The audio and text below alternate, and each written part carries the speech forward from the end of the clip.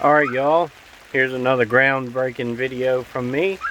Another little tour around the greenhouse. We got some more stuff going on now. As you can see, I got kind of a different setup in here than last time. A lot of the stuff in these tubs hadn't really came up yet, or these hanging pots. Right here in this tub I got some potatoes, and you can see them poking up a little bit. I just added some more potting soil because I had some cheap stuff in there that wasn't really that good. This is Miracle Grow here, and this one here ain't anything coming up in yet. Right here,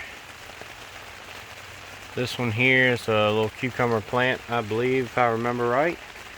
I do too much mismatch planting to keep up with it a lot of times. But I just planted some lettuce in here. Hopefully it'll come up. I got one little tomato plant here. I had some more tomatoes in here, but I figured they would get root bound, and I took them out. This one here is doing really good. You can see it's starting to get some little buds on it. And hopefully it won't get root bound in there, and it'll do right. And I moved the light right over near it there.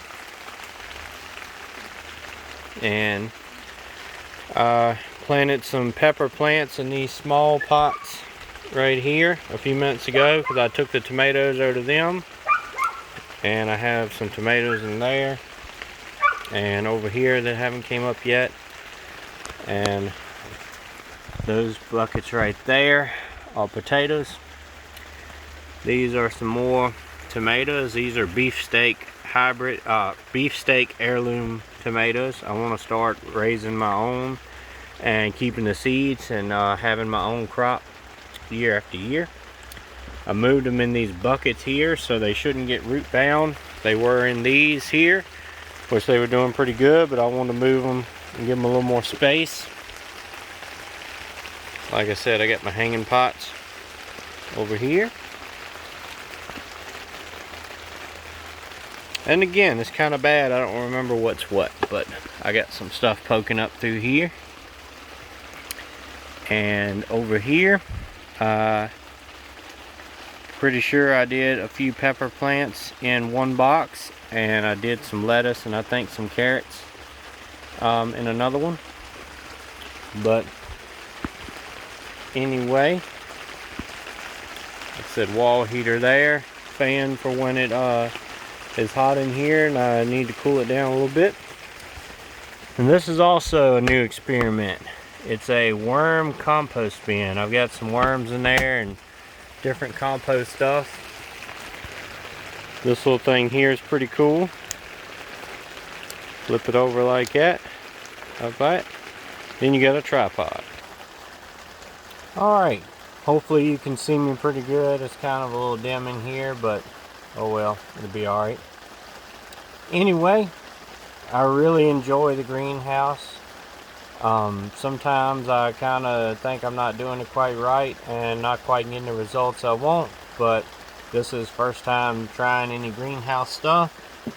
And from what I've seen, a lot of things online and stuff says that even though you got heat in here and artificial light, that the plants still know that it's winter time and they don't really grow as fast and as strong as they do in the summer. So I guess I have to take that into consideration. Another thing is a lot of what I've got planted in here is, you know, cheap seeds that I don't really trust that great. I got a handful from Walmart, and I got a handful, I got a bunch from Dollar Tree, and you know how that goes. It's I need to order some good quality seeds. I'm not exactly sure exactly where all you get them. I know it's a website like Gurney's and stuff like that that has pretty good seed, I believe. Maybe I can do some more research on that, or y'all have some recommendations.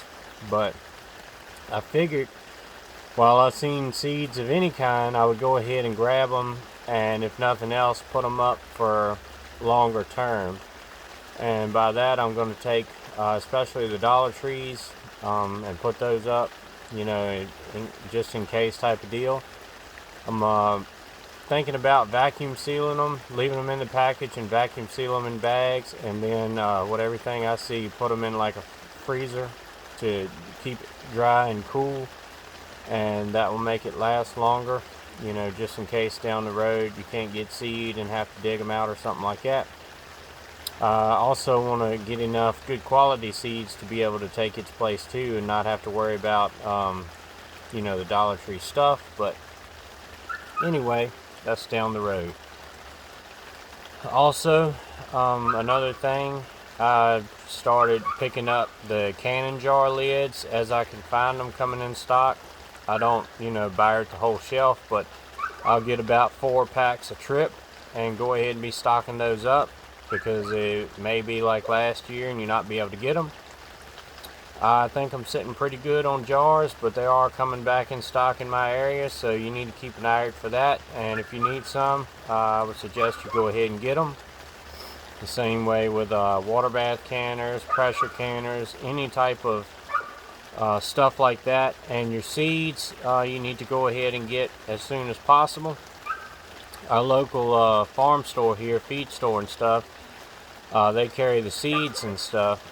I went ahead and, you know, put in an order with them and got my name down as soon as they come in to get so much, and I already have it, you know, kind of in the bank type of deal. So as long as they get it, I'll get it, and you may need to do that. Like I said, you can order them online, try to go that route and have them. I encourage you to grow stuff.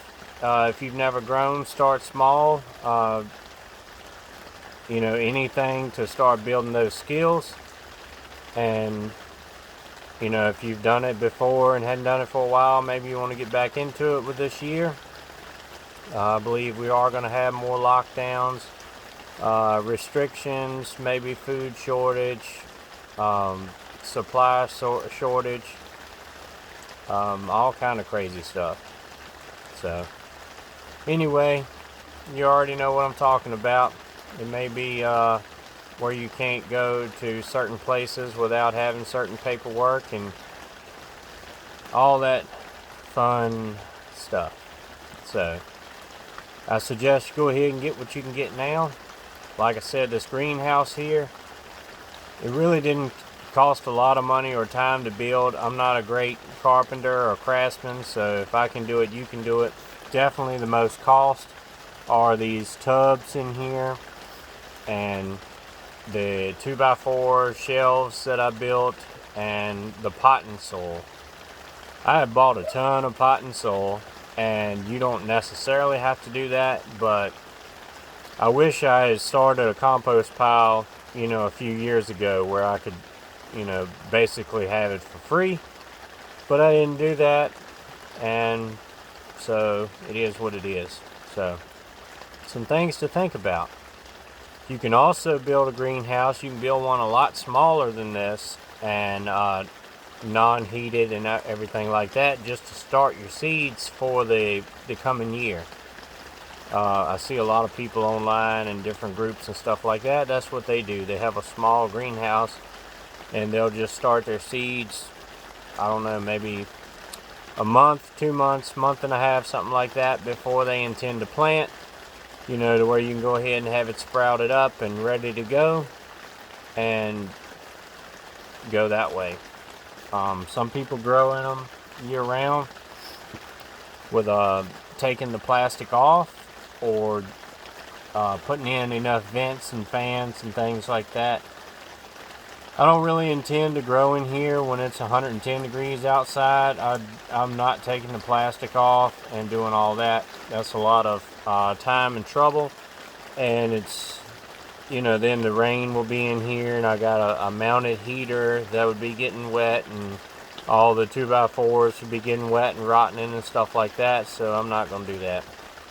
I'm just going to grow in here, hopefully through the winter, into the spring, and start my seeds.